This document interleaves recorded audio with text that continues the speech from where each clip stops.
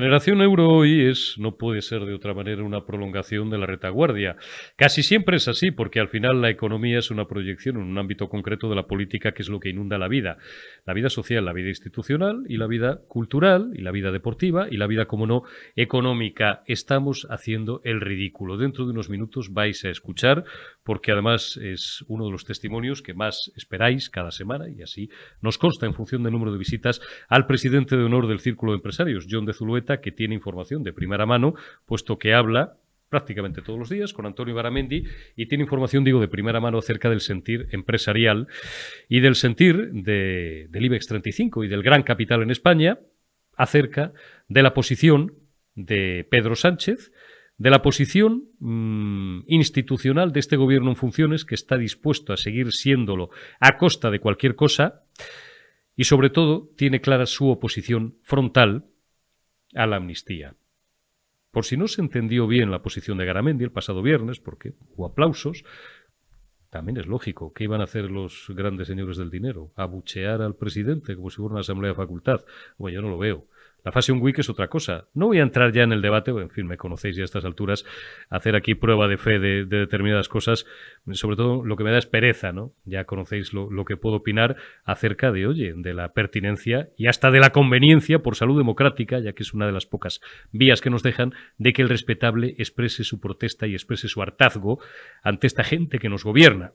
Pero claro, insisto, la reunión de la cúpula empresarial no es una asamblea de facultad donde le vayan a chillar al presidente del gobierno. Bueno, pues le aplauden, por muy discutibles que sean sus palabras. Un discurso en el que Pedro Sánchez pues prácticamente dio por hecho pues que Feijóo iba a fracasar en su investidura, que el rey se la iba a encargar a él en segunda instancia, que la iba a sacar adelante y que iba a ser presidente del gobierno. Todo esto lo dio por hecho, y el aplauso de los empresarios no quiere decir que estén contentos con el devenir de las circunstancias políticas e institucionales de España. Básicamente porque, como repetimos N veces en este programa y en otros formatos y en otros medios, los 4 libres que quedan, la inseguridad jurídica es creciente, la desconfianza también es creciente, y ese es el clima más nefasto para cualquier tipo de inversión, tanto foránea como para evitar que los capitales que durante décadas se han asentado en nuestro país pues no se vayan fuera buscando climas más cálidos, tratamientos fiscales más favorables y, sobre todo,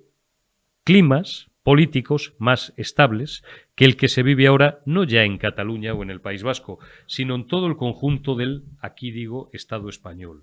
Todo el conjunto de España, en todo el conjunto del Estado español, entendido, siempre lo matizo, como armazón institucional.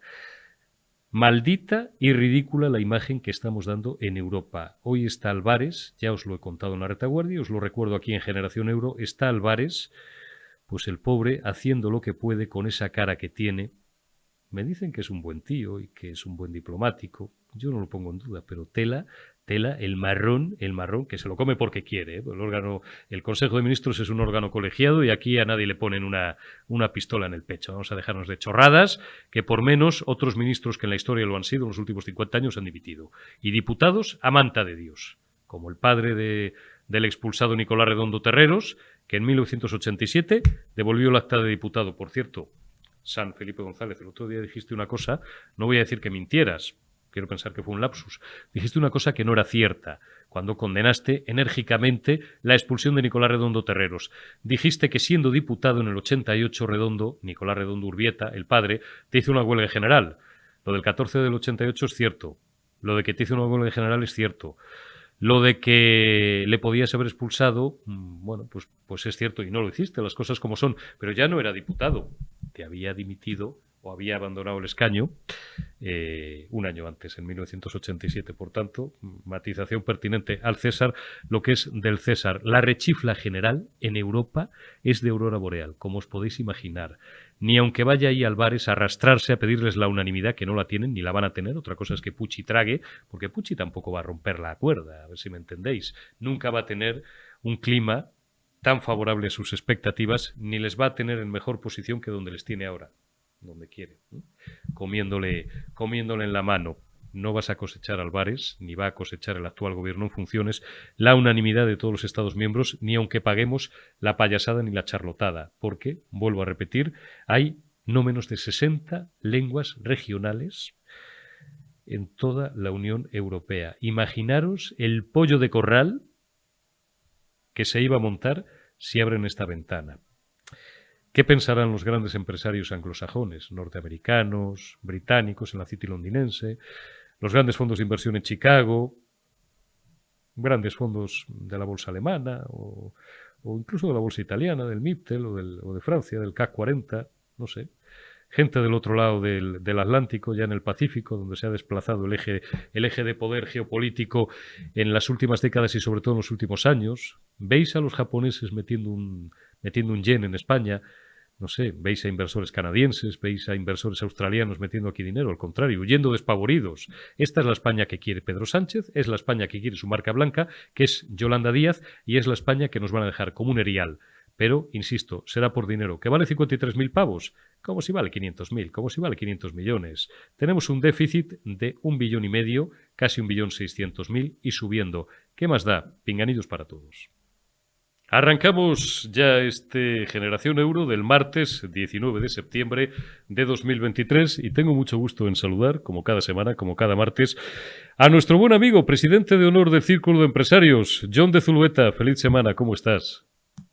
Pues aquí me tienes, Eurico. Sí, feliz semana. Dentro Y de lo que cabe. vaya semanita, ¿eh? Vaya semanita. Oye, la primera pregunta es de manual y es obvia en función de las conversaciones que mantenemos tú y yo, pues prácticamente a diario. La semana pasada, en principio estaba previsto el acto para el miércoles, pero al final tuvo lugar el viernes pasado, pues Pedro Sánchez, el figura, se dio un baño de IBEX 35 y de empresariado. Le aplaudieron.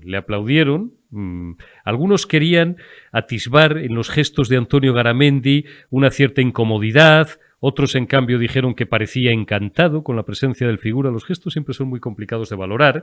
Esto por un lado, valórame la reacción de los empresarios, de los señores de la gran empresa en España ante las palabras de Pedro Sánchez, y después también, ayer Garamendi se vio obligado a comentar, por supuesto, el posicionamiento en contra, como no podía ser de otra manera, de la COE ante todo lo que tenga que ver con la amnistía que para Garamendi y para la mayoría de los españoles está fuera de la Constitución.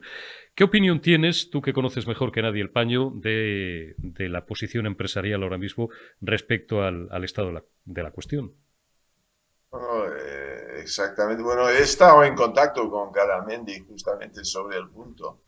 Y estamos los dos completamente alineados contra la amnistía y él me dijo lo voy a mencionar al presidente y lo voy a mencionar a Feijóo el día después. O sea que yo creo que quedó más claro que el agua que los empresarios están totalmente en contra de la amnistía, por lo menos la COE lo ha dicho alto y claro, y yo lo digo aquí también alto y claro en cuanto a todos los empresarios que conozco. No conozco ninguno que está a favor de la amnistía y casi todos dicen que es un despropósito, no es constitucional y lo peor de lo peor es que carece de un sentido, un valor, porque no es una amnistía como la famosa del 77, de 1977, que claro, era amnistiar todos los que habían estado en la dictadura de Franco. Aquí una amnistía sería decir que lo que dijo el Supremo era una ensoñación, que no había existido nada aquí de rebelión ni sedición ni nada, y que el poder judicial no sirve, ya no sirve. Uno de los tres pilares ya no existe, o sea que ya no estamos en democracia. Eso es lo tremendo y estamos haciendo todo este ridículo por 7 votos, para... es que no se entiende. Fuera de España hablas, hombre, dentro de España pensamos que es ridículo, pero fuera de España piensan que se nos han ido la olla, o sea. Totalmente. Totalmente, porque fíjate, y ya con esto enlazamos con el otro gran tema del día, que sabes que hoy es San Pinganillo, ¿no? Hoy se estrena los pinganillos en el Congreso. Decía yo en el editorial de El Campanazo del programa anterior, fíjate si somos cutres en España, John, y bien que lo lamentamos algunos, pero si somos cutres, que al final ni para perpetrar felonías somos precisos. Lo han hecho tarde, mal y nunca, y la mitad de los pinganillos son alquilados, lo cual a mí me parece una marranería, con perdón. Pero bueno, aparte de eso, el ridículo que hacemos en Europa, donde tienen 60 lenguas regionales, y tú fíjate la vía de agua que les podíamos abrir si le dieran carta blanca a esto, que no se la van a dar, porque haría falta una unanimidad que dista mucho de poder concretarse, claro. Bueno, claro, esto, bueno, y ahora mismo está José Manuel Álvarez, nuestro ministro de Exteriores, explicando en Bruselas, ahí en el consejo que tienen, el porqué. Y dice, claro, el artículo 3 de la Unión Europea habla del multilingüismo, pero no está en el sentido de meter todos los idiomas regionales, por favor. Hombre, la cantidad, y aunque España ofrezca el dinero, eso no es el problema. Claro. Es que otros países meterán entonces sus idiomas regionales. Es el corso, el bretón, el alsaciano, el gaélico, claro, puedo seguir. El veneciano, todo. Pero es que España sí, es un país con 4 idiomas, pero solo uno vale a nivel europeo y hablamos ese idioma todos. Entonces, ¿para qué hacer el ridículo de multiplicarlo y dividirlo? No, hay un país en Europa que sí que tiene 4 idiomas legítimos, pero no está en la Unión, que es Suiza, ¿no? Que tiene el francés, Suiza también tiene el alemán, Suiza tiene el italiano. Y Suiza tiene el romanche, ¿no? Y tiene 4, pero no están. Pero España no. Estos son idiomas regionales y muchos países los tienen. Y no, es imposible conseguir los 26 países, 26 votos de acuerdo a esa propuesta, incluso pagando los traductores y el precio.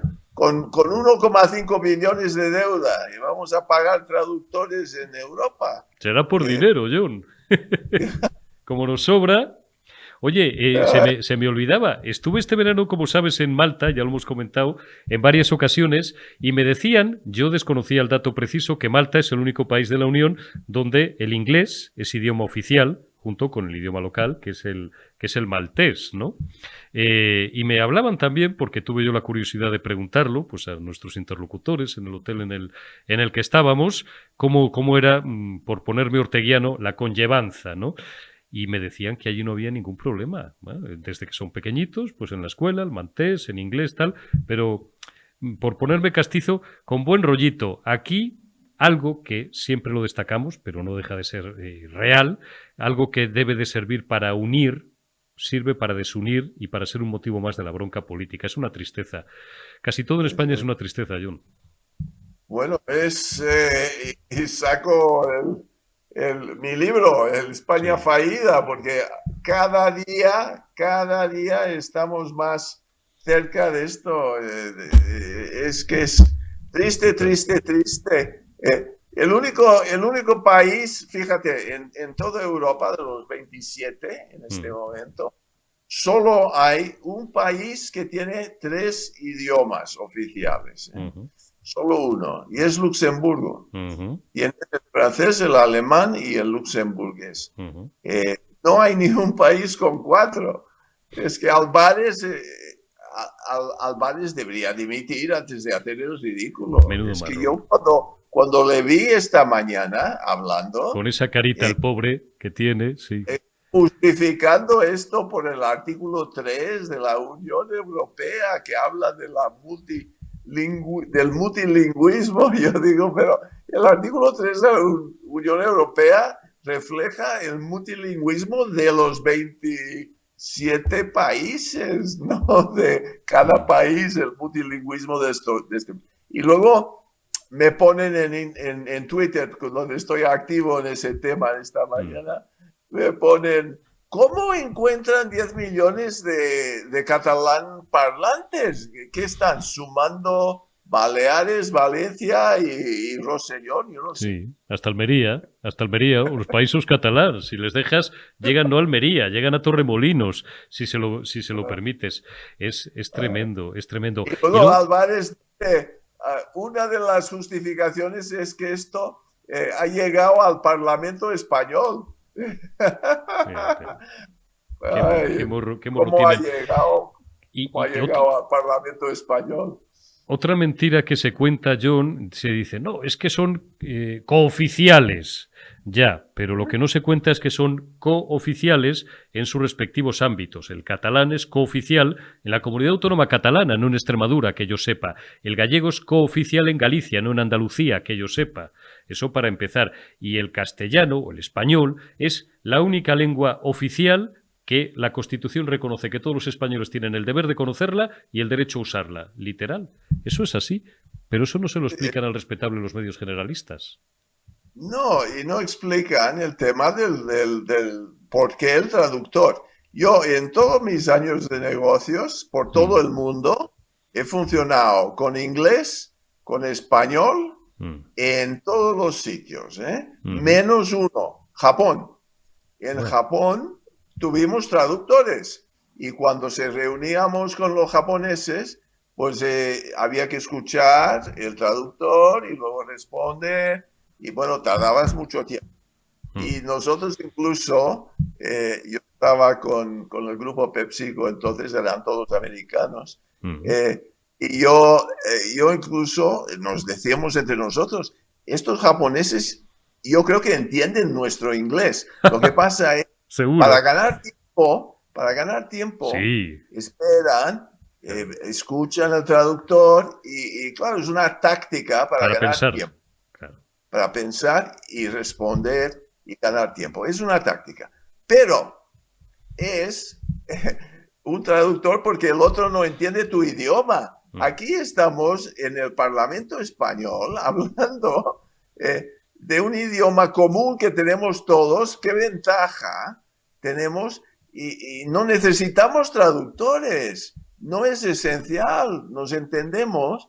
Y luego el absurdo de meter el pinganillo, 450 que me has dicho ahora, alquilados, 12 traductores, cuando todo el mundo entiende perfectamente el español. Si va Ortúzar ahí a Waterloo y no está hablando euskera con un traductor, con Puigdemont. Con Puigdemont. Cuando Puigdemont habla con Otegi, hablan en castellano.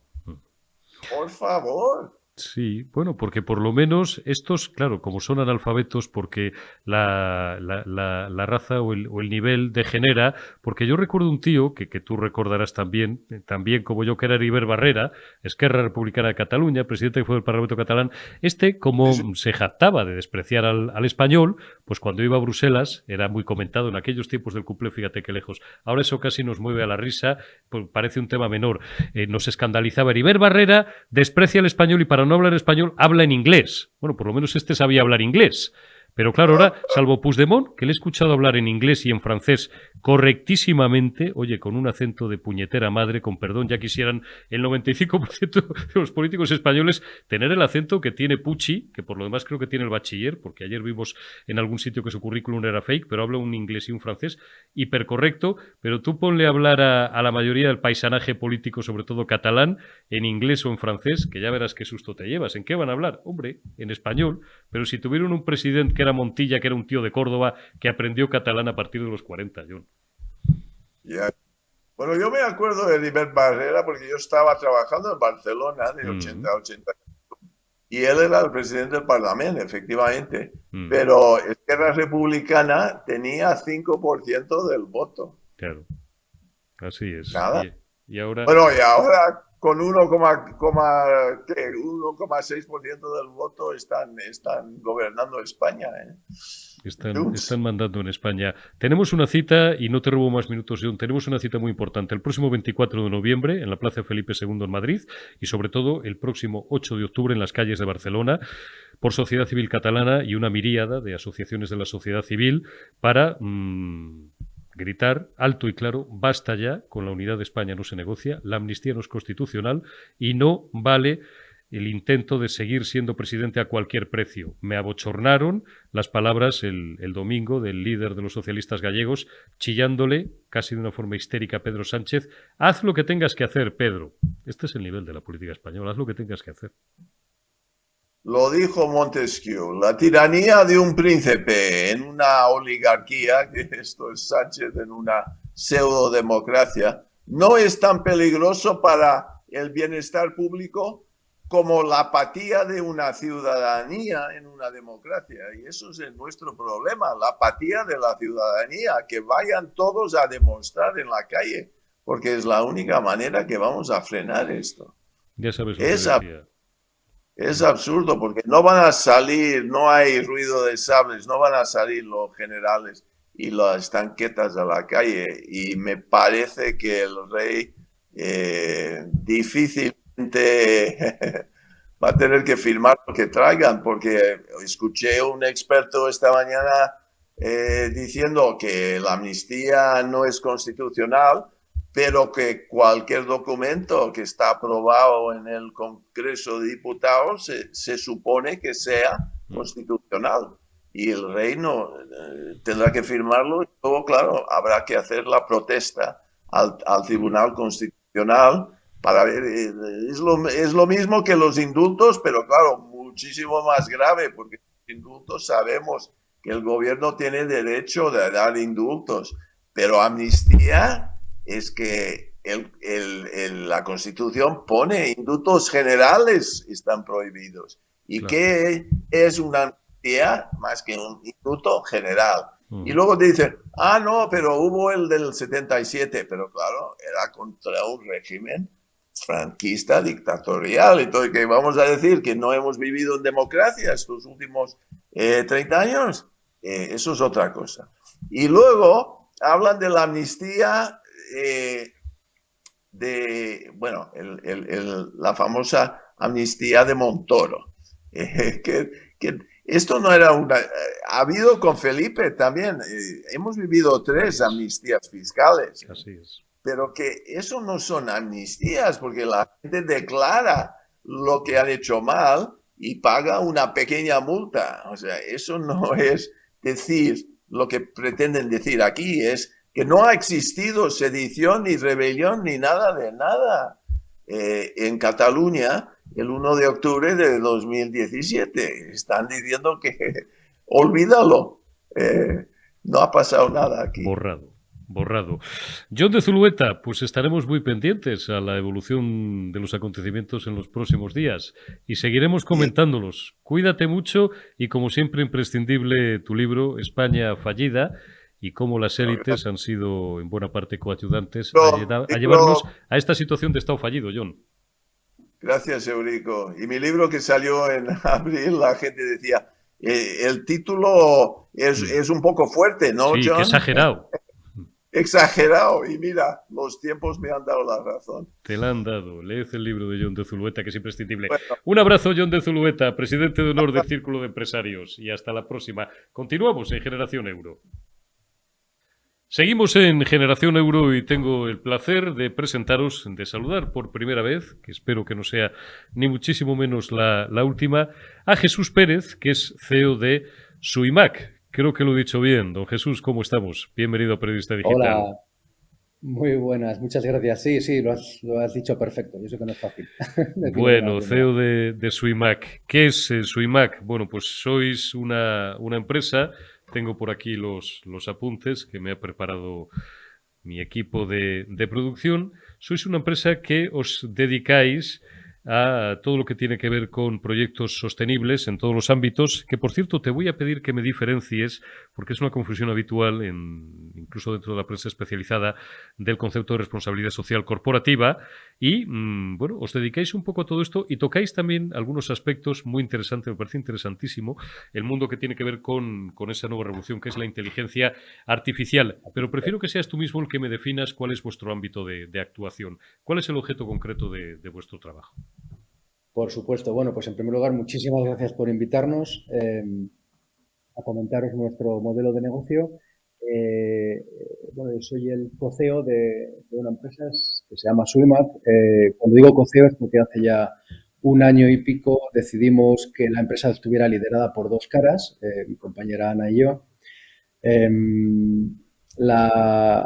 Nuestra empresa, nuestro ámbito de actuación se centra en llevar hacia el mundo de las pequeñas y medianas empresas la dirección de proyectos sostenibles para implementar cualquier acción importante dentro de su organización. Nosotros bajamos, digamos, un concepto muy amplio y muy asociado a las grandes empresas, como es la dirección de proyectos, a cómo utilizando esta metodología y por supuesto, con nosotros dentro, que es un poco lo que vendemos, ¿verdad?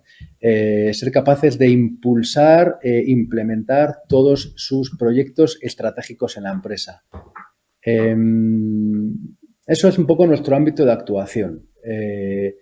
Nosotros nacimos en Valladolid hace ya 10 años. Vamos a cumplir 10 años, perdón, llevamos 9 años y medio. Pero bueno, nuestro ámbito de actuación es nacional, ¿vale? Nosotros estamos en bastantes comunidades autónomas ya, porque es un modelo bastante...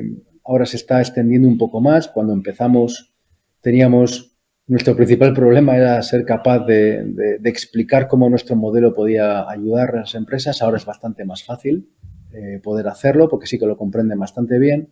Y hace 5 años, de forma natural, fuimos virando hacia que toda la implementación de nuestros proyectos, es decir, lo que nosotros dirigimos, de los que nos contratan nuestros clientes, se lleven de una forma sostenible. ¿Qué significa sostenible? La palabra sostenible, que es una cosa que todos tenemos muy asociado a lo que hacemos, realmente la sostenibilidad consiste en integrar lo que llamamos la triple línea base, que es los requerimientos medioambientales, sociales y económicos o financieros en el mismo ámbito. ¿Qué significa para esto, para nosotros? O sea, para una empresa que se dedica a llevar, a dirigir e implementar proyectos a las pymes, a las pequeñas y medianas empresas. Significa que toda actuación que tenga que ver con mejoras sociales o medioambientales, sociales, imagínate, es todo lo que toca con los trabajadores, con la sociedad donde se opera, con los proveedores, con los clientes, toda esa cadena de personas y organizaciones en el cual tienes que hacer que los proyectos que tú implementes les mejoren, ¿vale? A su vez tienes que demostrar que estás mejorando o por lo menos no dañando con estas acciones de crecimiento el impacto que tiene sobre el medio ambiente, que creo que esto lo entendemos bastante mejor, porque la palabra sostenibilidad nació pegada al ecosistema, al medio ambiente, pero ahora no. Ahora está pegada a la triple línea base. Pero, por supuesto, tiene que ser capaz de demostrar que puede hacerse de una manera sostenible financiera y económicamente, porque si no, no se soporta en el tiempo, ¿no? Esta es un poco la idea. Por eso tiene que ser unos proyectos muy robustos en la triple línea base, que llamamos nosotros. Esta es nuestra metodología. Nosotros nos integramos en la empresa, nos contratan como su dirección de proyectos sostenibles y lo que un emprendedor llama idea, nosotros lo intentamos convertir o lo convertimos en acciones, es decir, en un proyecto. Hay un viaje, hay un gap que hay entre lo que es una idea y ejecutar un proyecto. Nosotros estamos en esa fase de distinguir cómo pasar del mundo de las ideas al mundo de las acciones a través de los proyectos. Eso es nuestro ámbito de actuación. La diferencia entre la sostenibilidad y me parece que lo tenemos, ¿verdad? Y la responsabilidad social. La responsabilidad social, que está muy asociada a la responsabilidad social corporativa, es una palabra que entra mucho en el ámbito de las organizaciones. Surgió hace, quizás la primera vez que se empezó a hablar de la responsabilidad social corporativa fue, no sé si os acordáis, de los famosos casos en Estados Unidos del teflón, Sí. donde, bueno, pues, donde más se empezó a utilizar la palabra la red social es qué obligaciones tiene una empresa aparte de ganar dinero junto con una sociedad, que Ujú. es pues eso, que no ocultes información, que no hagas información engañosa, que tengas una función más aparte de ganar dinero y emplear a gente, ¿no? Eso es un poco, y empezó a asociarse mucho esa palabra de la responsabilidad social. Cuando se hizo más famoso fue con el DDT, con el teflón, con todos estos casos que hubo muy pegados al medio ambiente en Estados Unidos. Hubo también una crisis, no sé si te sonará, que relata fantásticamente Dominique Lapierre en su libro, que es en Bhopal, un escape que hubo en una empresa química, creo que era angloamericana, en India, con un montón de muertos. Pues digamos que ahí es cuando la sociedad empezó a demandar de las sociedades, de las organizaciones que tuvieran unas responsabilidad social corporativa, es decir, que no hicieran daño, ¿no?, a la sociedad.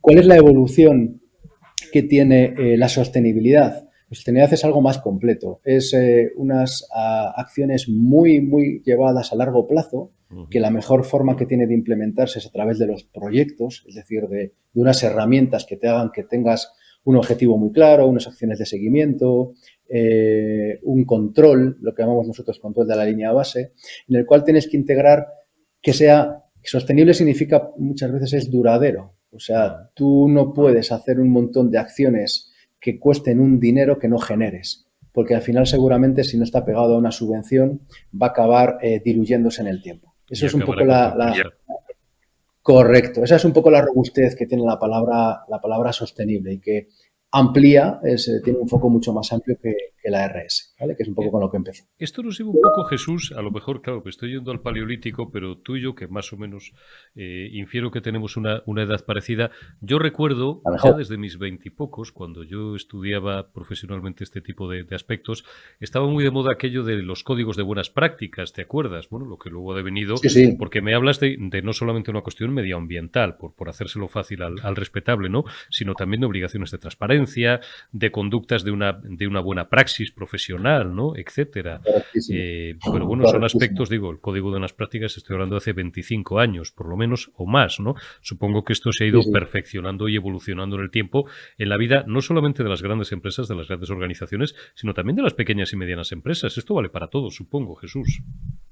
Claro, es que ten en cuenta que, mira, a las pymes esto bajó fenomenal cuando empezó a naturalizarse que sostenible significa que sea sostenible económica y financieramente. Financieramente es que sea abarcable y económicamente es que haya una recurrencia, es decir, que tú puedas hacer esa serie de acciones sostenidas en el tiempo. Claro. Esa es la diferencia, que eso para mí es el hito en el que bajó cómo una pequeña empresa es capaz de poder asumir la sostenibilidad como concepto. ¿Por qué? Porque ya no estamos hablando de un consumo de recursos, es decir, que tú necesites mucho dinero para hacer acciones sostenibles, sino que la llevanza de un proyecto sostenible implica que tienes que hacer una correcta asignación de recursos. Entonces, una vez metes ese concepto en las pymes, que la diferencia que tienen respecto a las grandes es unos recursos mucho más limitados, entronca mucho más hacer un proyecto sostenible en una pyme que en una grande, porque nosotros decimos que las pymes tienen menos margen de equivocarse. Una grande puede hacer una serie de acciones y volver a rehacerse. Claro. Para las pymes, a tomar decisiones que impliquen un consumo de recursos, si no aciertan, seguramente acaben con ellas. El pequeño no puede permitirse el lujo, Jesús, de cometer un error muchas veces. Correcto. Nos penaliza demasiado. Nos penaliza demasiado. Una grande tira, yo digo que tira con depósito, con pólvora del rey. Los que tenemos empresas pequeñas o medianas, tiramos con nuestra propia pólvora y nuestros errores nos penalizan. Y os la jugáis día a día. Oye, vamos a hablar un poco de un asunto que a mí me apasiona y que no es suficientemente bien conocido, quizás ensalzado por algunos y denostado en exceso por otros sin conocerlo bien. Me refiero a inteligencia artificial, bueno, y dentro de las 1000 vertientes ya que hay implementadas, pues quizá ChatGPT sea la más conocida. Explícale un poco a nuestros amigos y espectadores qué relación tenéis vosotros con todo este apasionante mundo de la inteligencia artificial. Bueno, pues primero, coincido contigo que es apasionante y mira, nosotros yo doy clase también en la universidad, proyectos de desarrollo sostenible y de ética. Dentro de la ética entronca la inteligencia artificial. Stephen King ya determinó hace unos años que la inteligencia artificial es de las tecnologías que puede acabar con el mundo, ¿no? Es un poco la idea. Ese es el riesgo, o sea, es un tema de grandes riesgos. Si no está bien normado, si no está bien limitado, puede acabar un poco con el mundo. ¿Por qué? Porque tiene una potencia infinita. Al final consiste en un proceso de aprendizaje automática en el cual estás enseñando a organismos no humanos a que tomen muchas mejores decisiones que tú y les pones y si llegas hasta el extremo de la toma de decisiones, pueden hacer cualquier tipo de toma de decisiones, como apretar un botón rojo, que todos sabemos de lo que estamos hablando. ¿Qué es lo que pasa? Que la inteligencia artificial tiene tantísima potencia, también en los casos positivos, que puede salvar el mundo, puede salvar, pues estoy hablando de cosechas, estoy hablando, o sea, es infinito, esta tecnología, su desarrollo es infinito. El problema que tiene por el que no está implementada es porque la inteligencia artificial, la tecnología va mucho más rápido que lo que es la ley, que lo que es poder acoger cómo implementarlo en las sociedades sin que tengan grandes riesgos, ¿no? Es un poco la idea. ¿Qué es lo que intentamos hacer nosotros? Nosotros hacemos mucha implementación de proyectos digitales. Los proyectos sostenibles y los proyectos digitales suelen ir muy hermanados. Si los haces bien, lo que estás es ahorrando muchos recursos. Estás racionalizando viajes, logísticas, papel, reprocesos, y uno de ellos son que meter en las empresas con ciertas dosis la inteligencia artificial hace que puedan competir con las grandes.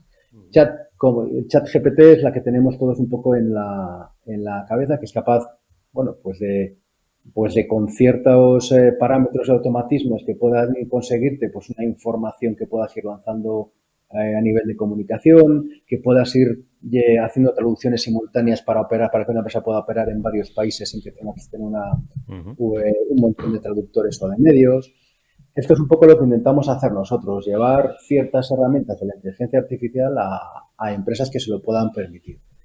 Y sobre todo que no se queden fuera, porque lo malo de la inteligencia artificial es que lo están desarrollando las grandísimas empresas. Microsoft lleva un montón de años llevándolo, Apple lleva un montón de años llevándolo, y ahora estamos en ese periodo de desarrollo de qué aplicaciones de inteligencia artificial podemos hacer para las pequeñas y medianas empresas, que hay muchas más de las que nos imaginamos. Muchas veces vienen con ciertos automatismos, es coger una cantidad de datos, todas las empresas generamos muchísimos datos, y ser capaces de hacer unos automatismos para que puedan tomando unas mini decisiones y, por ejemplo, pues enviar correos electrónicos automáticos, llegar a ciertas personas con las newsletters, no tener que hacer procesos de envíos de facturas, sino que le enseñes y que las facturas vayan yendo solas. Bueno, hay múltiples aplicaciones. Es una barbaridad. Es lo que se llama en Europa una tecnología habilitadora. Lo que pasa es que dentro de sus características fundamentales es que es la que tiene más potencia, en lo positivo y en lo negativo, pero como todo. Sí. Hay un concepto que a mí me gustaría remarcar, y ahora que te tengo delante, que tengo la suerte de estar con un experto en este asunto, hay una preocupación, y aquí cojo el testigo, porque yo trato de aprender siempre de los mejores, y en este caso pues cito mi fuente, que es mi admirado Marc Vidal, cuyo blog os recomiendo. Una media de 150.000 visualizaciones diarias, 200.000, nada, una bagatela, ¿eh? Ya las quisiéramos para sí muchos de nosotros. Él aborda con frecuencia, ahora voy a la pregunta, él aborda con frecuencia el nuevo modelo de relaciones laborales que se va a derivar, bueno, de la inteligencia artificial, por simplificar mucho, el concepto a lo mejor es un poco simple, de la robótica, ¿no? De la sustitución del elemento humano en muchos procesos laborales o profesionales por robots, directamente por máquinas, ¿no? Existe un temor generalizado, comprensible, en buena parte pues de la población, que no tenga un expertise muy específico en torno a estos asuntos, el miedo, el temor de que seamos sustituidos por los robots. Marc Vidal siempre repite una idea muy interesante, que yo hago mía, porque insisto, procuro aprender de los mejores, y es que el peligro no es tanto que nos vaya a quitar un robot nuestro puesto de trabajo, sino que los procesos de selección, y esto no es una cuestión de aquí a 20, 30, 40 años, no, esto es pasado mañana, estos son 3, 4, 5 años, y lo vais a ver todos vosotros, digamos que van a tener preeminencia en el nuevo modelo de relaciones laborales, no los robots sobre nosotros, sobre los seres humanos, sino los que seamos capaces de adaptarnos mejor y de tener una relación más fluida con las máquinas. No sé si me explico bien. Esos van a ser los que consigan no ya mantener su puesto de trabajo, sino incluso implementarlo. No es una cuestión de que el robot nos vaya a sustituir, es una cuestión de llevarse bien con los nuevos procedimientos, con las nuevas tecnologías, saber entenderlas y saber dominarlas, y con los robots, por supuesto. Bueno, pues estoy totalmente de acuerdo con lo que estás diciendo y creo que va a ser así. Yo creo que el peligro consiste en no aprender ciertas rutinas, ciertos procesos y no convivir con ellos. Es un tema de desconocimiento. Yo creo que si nos, o sea, las personas que no, sobre todo es que tenemos unos años aquí intermedios, porque bueno, si esto te pilla ya con 60 y pico, pues dirás, mira, pues lo de los robots, pues para que me sirvan en casa, pero no tengo los que que cohabitar rondamos con los ellos. 50 los acabamos de doblar, pues nos quedan todavía una pila de años para jubilarnos. Exacto. Seguramente tú y yo, pues que yo tengo 50, acabo de cumplir 50 ahora mismo, pues si tiramos, pues yo que sé, hasta los 70 o 70 y algo trabajando, que es el Pues mira, escenario a ti te normal, quedan 20 y a mí 17, fíjate. por eso, Todavía tenemos una ¿sabes? tirada. Ahí, eso es. Yo creo que, y por supuesto, los que están para abajo, no puedes no plantearte tus relaciones sin que tengas que hacer tus trabajos con cobots. Ya lo estamos haciendo, si es que lo estamos haciendo en el mundo digital. Hasta el robot de Nosotros cocina, estamos que esto es ya de hace con muchos años, Internet. por poner un ejemplo tonto. Claro, exacto. Simplemente lo que se está, por eso hay un poco más de miedo, es un tema de físico. O sea, como ahora los estamos viendo como que físicamente van a estar en las fábricas, Sí. no tenemos ese miedo. Pero nosotros llevamos cohabitando con cobots que tienen que ver con todo, con todo el mundo digital desde hace un montón de años. Y yo creo que el peligro es no entenderles. Es decir, no ponernos un poco por encima de ellos. Si renunciamos a ellos, seguro sí que nos van a ser capaces de quitar nuestros puestos de trabajo, pero realmente yo la experiencia que tengo es que las empresas que van metiendo cobots no están sustituyendo personas por robots. Lo que están haciendo es que ciertas tareas hacen robots y las personas tenemos que hacer otras. Ese es el tránsito que tenemos que hacer las personas. Ese es el posible miedo. Y que Jesús tengamos Pérez. unos reguladores. Sí. No, perdona, que te he cortado. Pensaba que habías... No, disculpa, ya había acabado. Remata la idea. No, que para mí ese es un poco el principal riesgo, el no ser capaces de entenderles y que haya unos legisladores que sean o bien demasiado obtusos, permíteme la palabra, o demasiado laxos. Tiene que haber una legislación que vaya coherente a cómo vayamos en sociedad. Y sobre todo tenemos que hacer todos un esfuerzo porque pobres de nosotros si no lo hacemos. Nos hará más o menos gracia, nos gustará más o menos, pero lo que no puede uno es situarse en dirección contraria cuando vienen 500 coches de frente, ¿no? Por recurrir al ejemplo un poco tonto y un poco tópico de siempre, ¿no? No puedes ponerte en contra. Es como cuando se inventa la radio y había voces que decían que eso iba a ser un fracaso.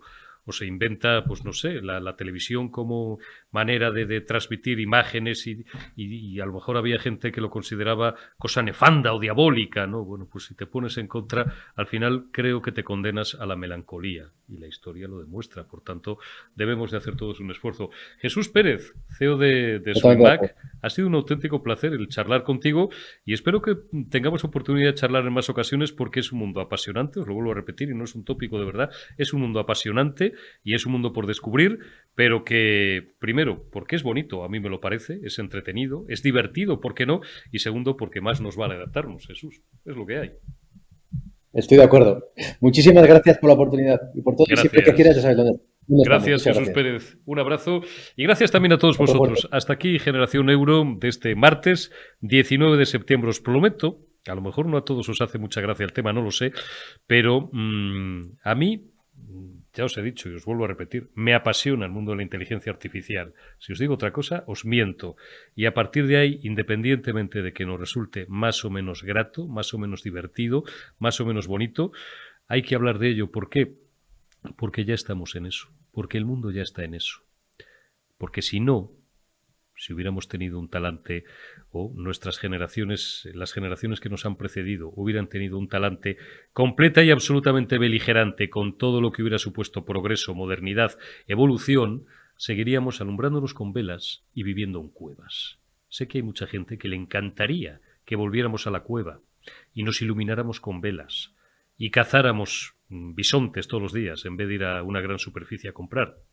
Pero hombre, gracias a Dios hemos evolucionado y disfrutamos de un nivel de vida como no han conocido los siglos.